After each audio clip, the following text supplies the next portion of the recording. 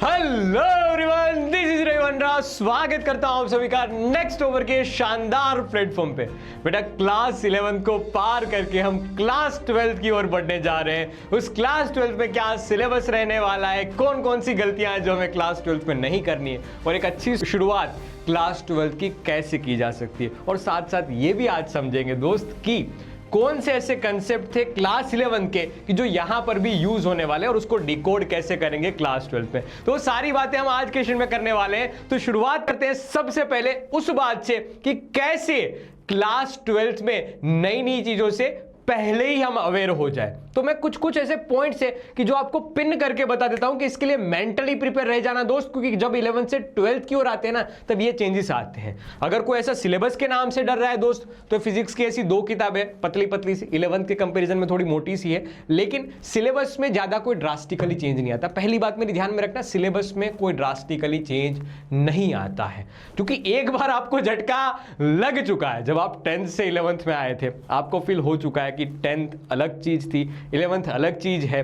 तो फील हुआ कि नहीं फील हुआ, वो झटका कमेंट सेक्शन में जरूर बताना दोस्त। तो ये बात समझ लीजिए कि एक बार झटका लग चुका है, सिलेबस बहुत बड़ा होता है क्लास 11 में। हाँ, अब जो क्लास 11 में था वैसा ही सिलेबस, मतलब थोड़ा उससे 19-20 मान लीजिए, थोड़ा लंबा थोड़ा छोटा टाइप का होगा, लेकिन सिलेबस में कुछ ड्रास्टिकली चेंज आपको देखने को नहीं मिलेगा। इतना बड़ा नहीं होगा जितनी एक्सपेक्टेशन आपकी 10th में थी, ठीक है। लेकिन याद रहे कि यहां पर क्वेश्चन का लेवल है ना, वो और बढ़ जाएगा। वो क्वेश्चन का लेवल है वो और इंक्रीज कर जाएगा एज कंपेयर टू क्लास 11। क्यों पता है? क्योंकि क्लास 11 में आपने देखा हो ना, तो किताबें सेम लेकिन जो क्वेश्चंस पूछे जाते थे वो स्कूल में पूछे जाते या स्कूल लेवल के ही पूछे जाते थे। ज्यादातर जो टीचर ने पढ़ा दिया उन्हीं में से पेपर निकल के आ जाता था। लेकिन जब क्लास 12 की बात आती है तो पेपर बोर्ड निकालते हैं, सीबीएसई बोर्ड, आरबीएसई, जीएसईबी, तो ऐसे महाराष्ट्र बोर्ड, मतलब हर एक डिफरेंट रीजन के भी हो सकते हैं, और सीबीएसई बोर्ड के होते तो बात ही अलग है, ठीक है। तो वो बोर्ड्स पेपर निकालते हैं, और जिस हिसाब से पिछले 3-4 साल में बोर्ड्स के पेपर निकल रहे हैं, बहुत अच्छा खासे लेवल के पेपर्स बन रहे हैं।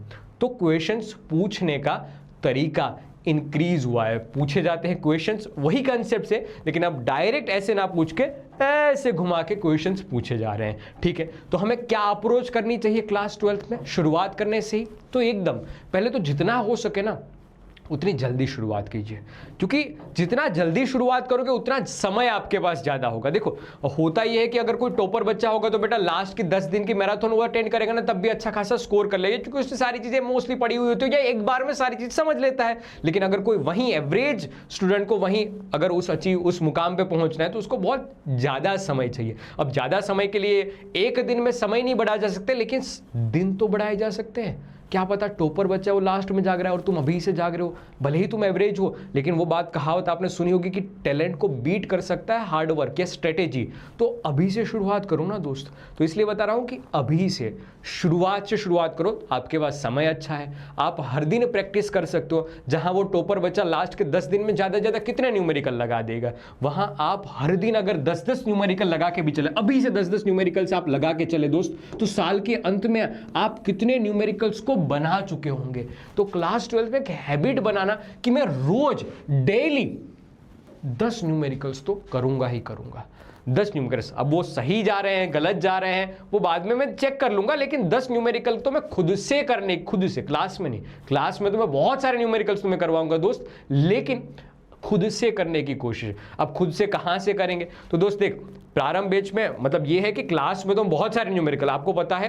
जो बच्चे अभी क्लास 12 जस्ट पास किए हो, वो कमेंट सेक्शन में अगर देख रहे हो तो कमेंट सेक्शन में बता के जाना अपने जूनियर्स को भी जो क्लास 12 में आए हैं और आपने क्लास 12 जल्द मतलब एग्जाम दे दिए, तो बताना कि क्या क्या चीजों का ध्यान रखना चाहिए। तो आपको ये चीज पता होगा कि क्लास 12 में मैंने बहुत सारे न्यूमेरिकल्स क्लास में ही करवाए हैं, लेकिन उसके साथ साथ मैंने आपको साइमल्टेनियसली अलग से एक सेक्शन दिया था पीसीपी में न्यूमेरिकल्स का। तो वैसे ही असाइनमेंट के तौर पे पीसीबी के फॉर्म में मैं आपको ढेर सारे न्यूमेरिकल्स देता रहूंगा, टेस्ट के फॉर्म में ढेर सारे न्यूमेरिकल्स देता रहूंगा। तो आपको वो एक हैबिट बन जाएगी कि न्यूमेरिकल्स कहां से मिलेंगे, कहां से हमें सोल्व करने हैं, ठीक है। तो न्यूमेरिकल्स रिसोर्सेस आपको दिए जाएंगे, अगर लगेगा ऐसा तो मैं आपको किताब भी सजेस्ट कर दूंगा, लेकिन अभी के लिए जो मटेरियल हम दे रहे हैं सफिशिएंट है, ठीक है लाल। तो एक हैबिट बना लेना कि 10 न्यूमेरिकल तो मैं एटलीस्ट करूंगा ही करूंगा या करूंगी ही करूंगी, ठीक है। अब देखो एक बड़ी गलतियां, मतलब सिलेबस अभी हम डिस्कस करेंगे, लेकिन उसके साथ साथ समझ लें कि छोटी छोटी बातों पे क्या ध्यान रखना है। देखना, हम ज्यादातर क्या करते हैं पता है कि सिर्फ अब न्यूमेरिकल पे खेल लेते हैं। अब ये बात सीबीएसई को भी पता चल गई, हम जो भी बात बोलते हैं आखिरकार वहां पर भी पहुंचेगी ना।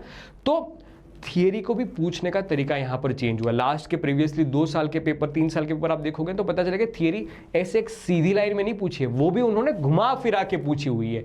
तो थियरी को भी बैलेंस करके चलना, ऐसा नहीं कि फिजिक्स है तो फिजिक्स में सिर्फ न्यूमेरिकल्स, नहीं बेटा, थ्योरी भी अच्छी खासी और मोड़ तोड़ के पूछी जा सकती है, ठीक है। अब लास्ट बात ये सजेशन आपको दूंगा एज अ बड़े भाई कि सब्जेक्ट को बैलेंस करके चलना है। अब ऐसा नहीं है कि फिजिक्स में बहुत ज्यादा सिलेबस या बहुत ज्यादा न्यूमेरिकल्स या बहुत ज्यादा थियरी है तो सिर्फ फिजिक्स को ही समझ देंगे। इक्विवेलेंट मतलब केमिस्ट्री मैथ्स या केमिस्ट्री बायोलॉजी, जो भी आपके सब्जेक्ट कॉम्बिनेशन हो, उस हिसाब से रिक्वायरमेंट के हिसाब से आपको समय निकालना जरूरी रहेगा, क्योंकि ओवरऑल जो आपका रिजल्ट बनेगा वो हर एक सब्जेक्ट से बनेगा। तो समय हर एक सब्जेक्ट के लिए जो उनकी रिक्वायरमेंट उस हिसाब से देना होगा। ये अप्स एंड डाउन वाली जर्नी होगी, लेकिन अगर आप सही मायनों में सही स्ट्रेटेजी के साथ सही तरीके से समय निकाल पाए तो आपकी जर्नी एक लीनियर ग्राफ में भी बन सकती है। खैर, हम अब बात करते हैं, मतलब समय समय पे और भी चीज बताता रहूंगा, लेकिन अभी के लिए तो ये थोड़ी थोड़ी बातें दिमाग में रखना। और ये फॉलो कर रहे हो दोस्त तो बताना, कमिटमेंट जरूर करना इस कमेंट सेक्शन में कि हाँ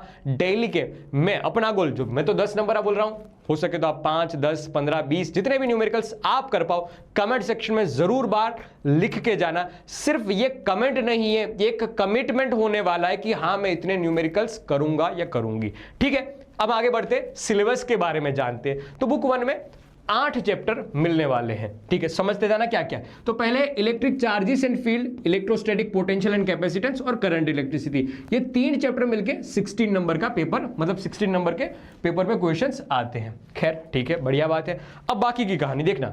अब ये ऐसे चैप्टर है ना कि पहला नहीं पढ़ोगे दूसरा समझ में नहीं आएगा, दूसरा नहीं समझोगे या पहले दोनों आपने नहीं किए होंगे तीसरा समझ में नहीं आएगा। तो ये हर एक सब्जेक्ट, हर एक चैप्टर बुक 1 का है वो इंटरकनेक्टेड है। आपको यही इसी सीक्वेंस में प्रिपरेशन करनी होगी, इसी सीक्वेंस में आपको पढ़ना होगा। आप बीच में से कोई चैप्टर उठा के नहीं पढ़ सकते हैं, ठीक है, बढ़िया बात। फिर chapter number 4 moving charges and magnetism, फिर मैग्नेटिज्म एंड मैटर। ये देखना, शुरुआत के जो 4 चैप्टर ना बेटा थोड़े लंबे वाले हैं, स्टार कर दे रहा हूं, मतलब थोड़े बड़े चैप्टर। प्रिपेयर रहना कि शुरुआत में जो सबसे ज्यादा समय लगेगा ना चैप्टर्स में, वो इन 4 चैप्टर्स में लगेगा। फिर इसके बाद सब कुछ हलवा है, इसके बाद सब कुछ आसान चैप्टर्स है। लेकिन आसान का मतलब ये नहीं है ईजी है। ऊपर वाले 4 चैप्टर बड़े अच्छे से करोगे तभी नीचे वाले बाकी के सारे चैप्टर समझ में आएंगे। अब इनमें कौन कौन से कंसेप्ट यूज होने वाले तो देखना, मैं लास्ट में और भी बताऊंगा, डिटेलिंग के साथ सेपरेटली बताऊंगा, लेकिन फिर भी थोड़ा थोड़ा ध्यान में रखना कि जो हमने क्लास 11 पे पढ़ा है, अगर नहीं पढ़ा है तो आप वन शॉट प्रीफर कर सकते हो या कमेंट सेक्शन में बताना कि सर ये टॉपिक हमारे वीक है। हालांकि प्रारंभ बैच में हम और क्लास 11 के बेसिक कंसेप्ट के साथ ही चलेंगे, लेकिन फिर भी ऐसा लग रहा है कि यार सर ये टॉपिक में ज्यादा डाउट है, तो कमेंट सेक्शन में टॉपिक जरूर बताना, ठीक है, तो हम उस पर थोड़ा अवेयर हो जाए कि हाँ ये और भी बेसिक से पढ़ाना है।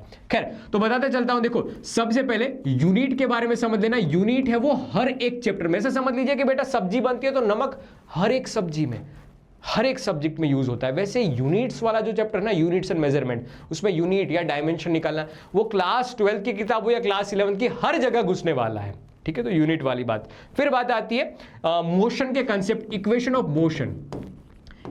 मोशन, वहां पर डिफरेंशिएशन और इंटीग्रेशन टाइप के भी फॉर्म थे, वो भी सारी की सारी बात यहां पर यूज होने वाली है, ठीक है। हर एक पार्ट, बेसिक मैथ्स वाला पार्ट भी यहां पर यूज होगा। साथ साथ एनएलएम के concept, NLM Newton's laws of motion, उसमें वेक्टर्स वाली बात होगी बेटा, एफबीडी वाली बात होगी, तो ये सारी बातें भी यहां पर यूज होने वाली है।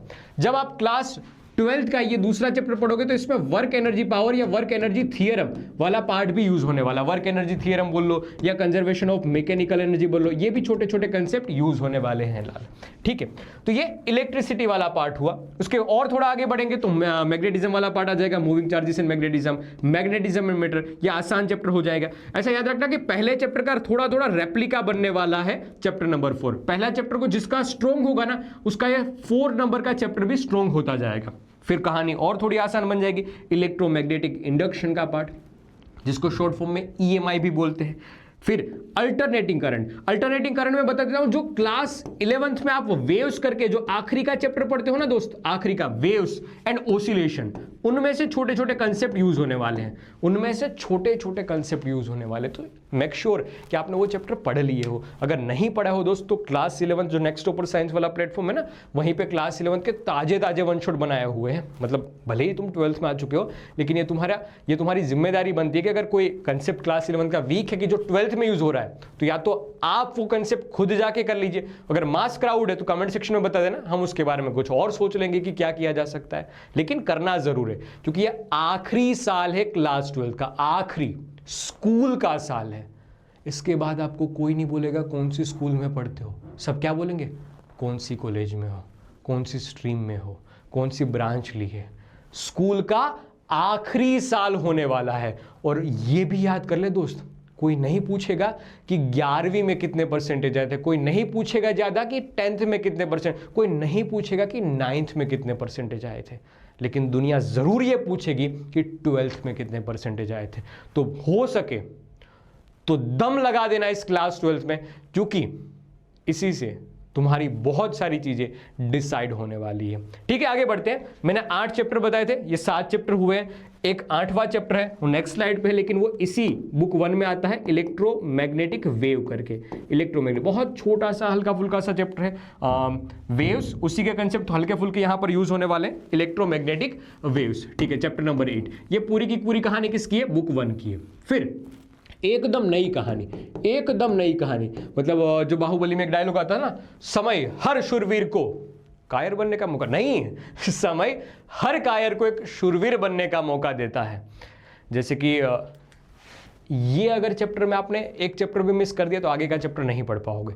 ऐसे हो सकता है ना बने आपके बैकलॉग, लेकिन अगर बन भी जाए तो एक नई शुरुआत होगी चैप्टर नंबर 9 से, ray optics and optical instrument, जो बहुत बड़ा चैप्टर माना जाता है क्लास 12 का, लेकिन आसान चैप्टर है। ठीक है, आसान चैप्टर है, हम पढ़ेंगे बहुत डिटेलिंग के साथ, आपको मजा आ जाएगा। फिर वेव ऑप्टिक्स, अब वापस कहानी सारी की सारी आसान हो जाएगी। Dual nature of radiation and matter, ये सारे मॉडर्न फिजिक्स के चैप्टर हो जाएंगे। एटॉम्स, न्यूक्लियाई, जो हल्के फुल्के इसके कंसेप्ट है वो क्लास 11th केमिस्ट्री में आप पढ़ के आ चुके होंगे, लेकिन हम बहुत डिटेलिंग के साथ पढ़ेंगे। और अब तक जितने भी क्वेश्चंस इसके बोर्ड्स में पूछे गए ना, वो सारे क्वेश्चंस हम करते चलेंगे, आपको मजा आ जाएगा बैच में। ठीक है, फिर लास्ट में सेमीकंडक्टर इलेक्ट्रॉनिक्स, एक जमाने में ये चैप्टर है ना बहुत बड़ा हुआ करता था, बहुत बड़ा, इसलिए 7 नंबर का क्वेश्चन। मतलब कोई पूछे कि सबसे अच्छा चैप्टर कि जो अच्छा स्कोर करवाए तो कौन सा है, तो मैं बताऊंगा कि सेमीकंडक्टर, एकदम लास्ट। हाँ, फिजिक्स की किताब का आखिरी चैप्टर जो सबसे स्कोरिंग है। क्यों? क्योंकि जो डिफिकल्ट वाले कंसेप्ट थे, ट्रांजिस्टर, लॉजिक गेट इतना डिफिकल्ट नहीं था, लेकिन फिर भी तो वो है ना परेशान करता था क्योंकि बच्चों को, तो ऐसे टॉपिक बहुत पॉपुलर हुआ करते हैं, बहुत डिफिकल्ट भी हुआ करते थे, लेकिन वो सारे कंसेप्ट हटा दिए गए हैं, तो सिर्फ छोटे छोटे कंसेप्ट बचे हैं। तो छोटे छोटे कंसेप्ट आपको 7 नंबर दिला के जाएंगे। तो ये पूरा सिलेबस है, हम इसमें बहुत डिटेलिंग के साथ हर चीज पढ़ेंगे। अब इसमें कौन से कंसेप्ट है कि जो क्लास 11th के यहाँ पर रिलेट होने वाले हैं, तो basic maths, vectors, equation of motion के साथ याद रखना कि जैसे डिफरेंशिएशन और इंटीग्रेशन वाले फॉर्म थे ना, v is equal to dx/dt, या फिर अगर कोई पूछे डेल्टा x क्या होता है तो इज इक्वल टू इंटीग्रेशन में v डॉट dt, ऐसे बेसिक मैथ्स के कंसेप्ट भी यूज होने वाले हैं। फिर न्यूटन बाबा के 3 लॉ और उससे जुड़ी हुई कहानी, इक्विलिब्रियम की, एफबीडी की, एप्लीकेशन की, वर्क एनर्जी पावर के कंसेप्ट और ऑसिलेशन एंड वेव वाले कंसेप्ट भी यूज हो गए। अगर बेसिक मैथ्स का सेशन आपने नहीं देखा है या बेसिक मैथ्स में आपको थोड़ा ऐसा वीकनेस फील हो रही है, तो दोस्त ये सेशन जरूर देखना। मैथ्स मतलब जो भी हेडिंग है, मतलब basic maths by Ravi sir लिखना, मिल जाएगा आपको यूट्यूब पे। 1-1.25 घंटे के आसपास का लेक्चर है, वो क्लास 12th के हिसाब से डिजाइन किया गया, तो आपको मजा आ जाएगा कि हाँ क्लास 12th में कैसे स्टडी करेंगे। अब देखो, अगर मुझको आप बड़ा भाई मानते हो तो मेरी एक बात और सुन लो, क्योंकि आप क्लास 12th में आने वाले हो, सिर्फ क्लास 12th का जो रिजल्ट है ना, वो आपको एक परमिट देगा कोई अच्छी कॉलेज में जाने के लिए, एक दे देगा, लेकिन वो एलिजिबिलिटी नहीं है। मतलब ऐसा कि इससे आपको अच्छी कॉलेज में एडमिशन मिल जाएगा, ऐसा नहीं है। आप 95% लेके आइए, कोई आपको ऐसा नहीं कहेगा आ जाइए DU में एडमिशन ले लीजिए, ऐसा नहीं कहेगा कोई। क्यों पता है? क्योंकि उसके लिए अलग एग्जामिनेशन होती है, जैसे JEE मेंस है, IIT के लिए, ठीक है, MBBS के लिए नीट है, एम्स के लिए नीट है, वैसे ही CUET भी है कि जो सिर्फ क्लास 12th के बेसिस पे है। मैं आपको ऐसा नहीं बोल रहा हूँ कि JEE नीट आपका गोल नहीं होना चाहिए। अगर आपकी क्लास 11 स्ट्रॉन्ग है या आप स्ट्रॉन्ग बना सकते हो बचे हुए समय में, इस 1 साल में, तो आप नीट जेई या अदर कोई एग्जामिनेशन जिसकी बात आप सोच रहे हो या जिसका गोल आप आपने बना रखा तो उसके लिए आगे बढ़िए, या फिर ऐसा सोच के जो अब हो गया वो हो गया, मैं तो अब क्लास 12th में मेरा फुल्ली फोकस्ड होकर मेरी पढ़ाई करूंगा या करूंगी, तो आपको एक CUET एग्जामिनेशन के बारे में जरूर सोचना चाहिए। अब क्या होता है ये CUET, अगर अभी तक नहीं पता है तो बेटा नेक्स्ट टॉपर साइंस करके, नेक्स्ट टॉपर CUET करके एक चैनल मिल जाएगा, वहां पर नीचे लिंक ऐसा होगा तो हम डिस्क्रिप्शन में ऐड कर देंगे, या कि सर्च करोगे तो आपको मिल जाएगा वो चैनल, वहां जाके CUET के बारे में सब कुछ चीजें आप जान सकते हो। पहले जानना, देखो जब भी आप कपड़े खरीदी करने जाते हो तो होता है ना ऐसा कि 2 बार 3 बार 4 बार पहनने आपने देखा, फिर पसंद किया, फिर खरीदा, तो एक बार खरीदने की बात नहीं है, मैं आपको बता, हम तो बैच में आपको सब कुछ पढ़ा देंगे दोस्तों। प्रारंभ में आप आओगे तो नीट लेवल का कंटेंट भी मिलेगा, जेई लेवल का भी कंटेंट मिलेगा और आपके बोर्ड्स लेवल का कंटेंट तो मिलेगा ही मिलेगा, क्योंकि हमारे जो बोर्ड एग्जाम आते हैं ना वो नीट और जेई का लेवल भी टच करते हैं। तो मैं तो सिर्फ MCQ नहीं, मैं तो सिर्फ उसके साथ साथ अच्छे अच्छे न्यूमेरिकल्स के साथ साथ MCQ के साथ साथ वो थियोरेटिकल क्वेश्चन भी करवाने वाला हूँ। लेकिन एक एज अ बड़े भाई मैं आपको सलाह दे रहा हूँ कि नीट जेई के अलावा इस एग्जामिनेशन के बारे में भी जरूर जानना कि क्या होती है एग्जामिनेशन। तो next topper science, next toppers CUET करके एक चैनल होगा, वहां पर भी जाके थोड़ा सा इसके बारे में नॉलेज गेन करना। और बाकी मैंने आपसे एक बात आपसे पूछी थी, एक कमिटमेंट आपसे किया था, कमिटमेंट आपसे मांगा था कि कमेंट सेक्शन में लिख के जरूर जाना कि रोज के आप एटलीस्ट कितने क्वेश्चंस लगाओगे। खैर, तो ये पूरी बात, पूरा सिलेबस है क्लास 12 के बारे में। अब मिलेंगे सीधा बैच में नई नई बातों के साथ, कुछ नई नई कहानियों के साथ। बाकी कुछ भी समस्या आपको लग रही है क्लास 12th में, क्लास 11th में, किसी भी बात पे, तो कमेंट सेक्शन में जरूर लिखना, हम इसके ऊपर जल्दी से जल्दी कोई चीज जरूर लाएंगे। ठीक है देन, तो यहीं तक रखते हैं आज की बात, मिलेंगे अगली बार नई नई बातों के साथ। तब तक के लिए बेटा tata bye bye, love you all और all the best for class 12th।